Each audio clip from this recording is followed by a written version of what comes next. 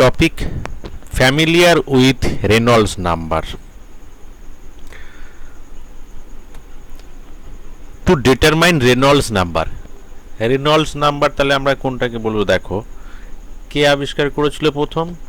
Osborne Reynolds in 1883 described the transition from laminar to turbulent flow in a classic experiment.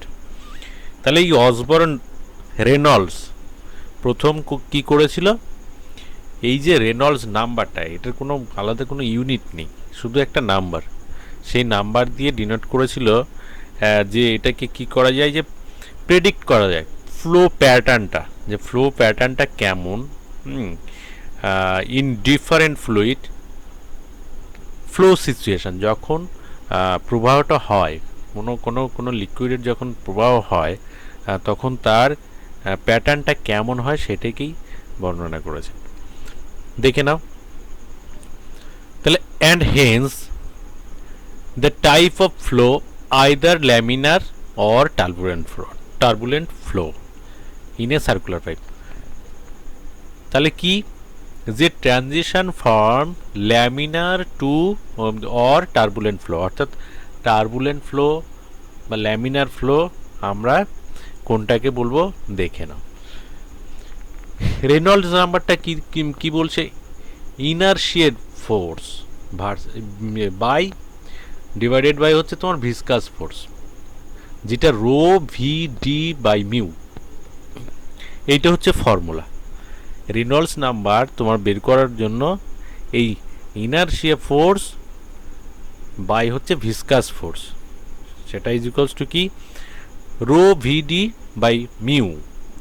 দেখো এখানে laminar ফ্লোটা কি একদম parallelly, laminar ফ্লোটা parallelly. ধরো আমরা একটা, আমাদের যে জলের ট্যাপগুলো আছে, যখন রেট অফ ফ্লোটা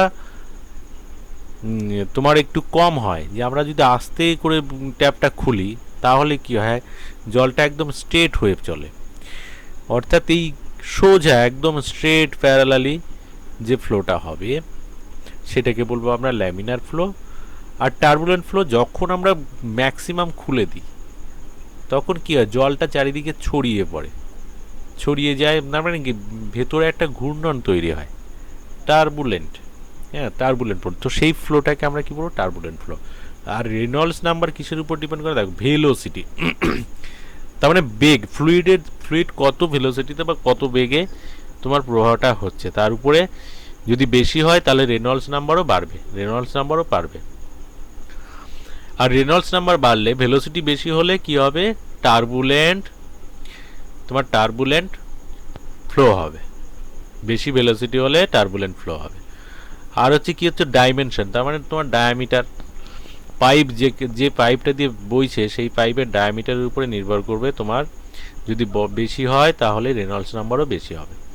ডেনসিটির ঘনত্বের উপরে তোমার নির্ভর করবে, ঘনত্ব যদি বেশি হয় তাহলে রেনল্ডস নাম্বারও বেশি হয়। আর ভিসকোসিটির সঙ্গে কি হয়, ভিসকোসিটি বেশি হলে রেনল্ডস নাম্বারটা কমে। এইখানে দেখো, রো হচ্ছে তোমার ডেনসিটি, আর হচ্ছে ভি হচ্ছে ভেলোসিটি, আর ডি হচ্ছে ডায়ামিটার। তাহলে এই তিনটে জিনিস যদি বাড়ে তাহলে রেনল্ডস নাম্বারও বাড়বে। এবার পরবর্তীটা দেখে নাও। Reynolds number N R E দিয়ে আমরা ডিনোট করছি এখানে, is equals to VD rho by mu. Next দেখো, where D is equals to diameter of the glass pipe.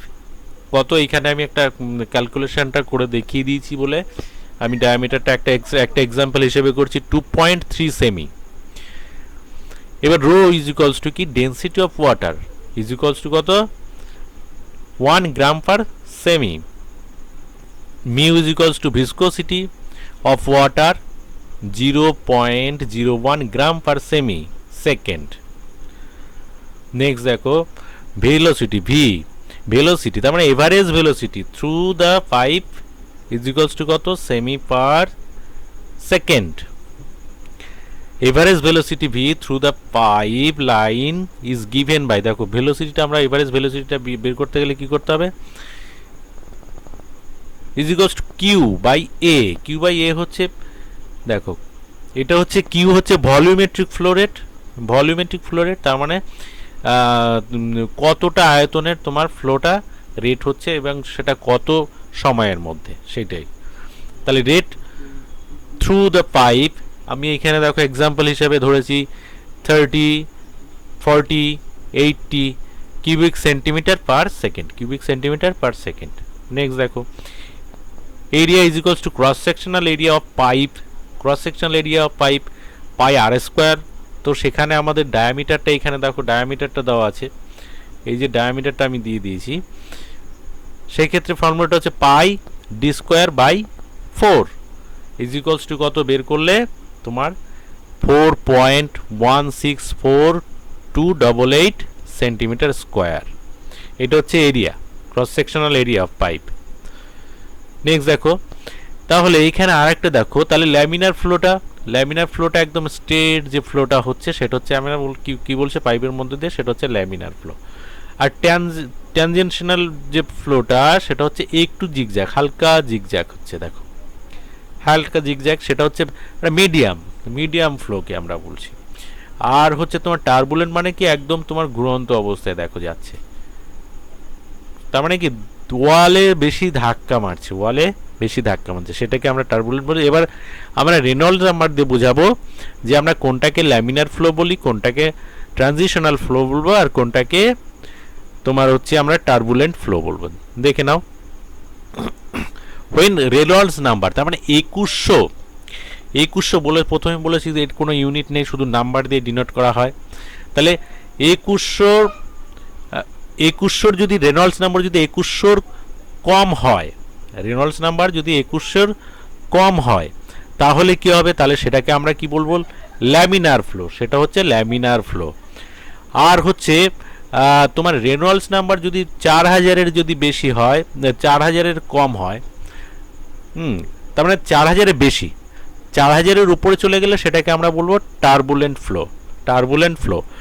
আর এর মাঝখানে এই যে 2100 থেকে 4000-এর মাঝখানে যদি নাম্বারটা হয়, রেনল্ডস নাম্বারটা হয়, তাহলে সেই ফ্লোটাকে বলবো আমরা ট্রানজিশন ফ্লো। সেই ফ্লোটাকে বলবো আমরা ট্রানজিশন ফ্লো। কত, 2100 থেকে 4000-এর রেনল্ডস নাম্বার যদি এর মধ্যে থাকে তাহলে আমরা বলবো ট্রানজিশন ফ্লো। নেক্সট দেখে নাও, তাহলে ফিজিক্যাল সিগনিফিকেন্ট অফ, তাহলে inertia force by viscous force, তোমাদের এখানে প্রথমে বলেছি inertia force by viscous force. এবার দেখো ক্যালকুলেশনগুলো দেখো, ইজ ইকুয়ালস টু কি, rho V square by mu VD, mu into VD is equals to কি হচ্ছে, is equals to DV rho by mu, DV rho by mu হচ্ছে, এটা হচ্ছে তোমার রেনল্ডস নাম্বার, বুঝেছো। এবার আমরা কিভাবে বের করব, দেখো এখানে সিরিয়াল নাম্বার দেখো, তাহলে ভলিউম রেট, এইখানে দেখো এই যে ভলিউম রেট অফ ফ্লো কত, প্রথমে এই দেখো 300, তার মানে কোনো একটা ট্যাঙ্কের মধ্যে আমার এই ভলিউম প্রথমে নিয়েছি 300, কত 10 সেকেন্ডের মধ্যে কত এই ভলিউমটা তোমার ফ্লো হয়েছে। তারপরে সেকেন্ডে, তার মানে পার সেকেন্ডে কত ভলিউমটা হয়েছে, সেটা হচ্ছে 30। তো সেটা ভি ইজ ইকুয়ালস টু, তার মানে কি ভলিউমেট্রিক ফ্লো রেট বাই তোমার হচ্ছে এরিয়া, সেটা করলে তোমার এইটা আসছে, এই ক্যালকুলেশনটা উপরে দেখে নাও, এইখান থেকে তোমার Reynolds number VD rho by mu করলে এই 1666.007,905, এইটা হচ্ছে কি ল্যামিনার ফ্লো। তারপরে দেখো যখন 400 হচ্ছে, তার সেই একই রকমভাবে তোমরা দেখো, এই যখনই তোমার রেনল্ডস নাম্বারটা বেড়ে যাচ্ছে, তাহলে কি রেনল্ডস নাম্বার যখনই 2100 বেশি হবে তাকে আমি ট্রানজিশন ফ্লো বলবো, ট্রানজিশন ফ্লো, এখানে ফ্লো হবে, এখানে ফ্লো, ট্রানজিশন ফ্লো বলবো। আর যখন 800, তার মানে কি এই তোমার 4000-এর উপরে যখন রেনল্ডস নাম্বার হয়ে যাবে সেটাকে আমরা টার্বুলেন্ট ফ্লো বলবো। তো তোমরা বুঝতে পারলে যে রেনল্ডস নাম্বার দিয়ে আমরা কিভাবে ফ্লোগুলোকে করতে পারি, দেখাতে পারি কোনটা ল্যামিনার ফ্লো, কোনটা ট্রানজিশন, আর কোনটা টার্বুলেন্ট ফ্লো। Thank you.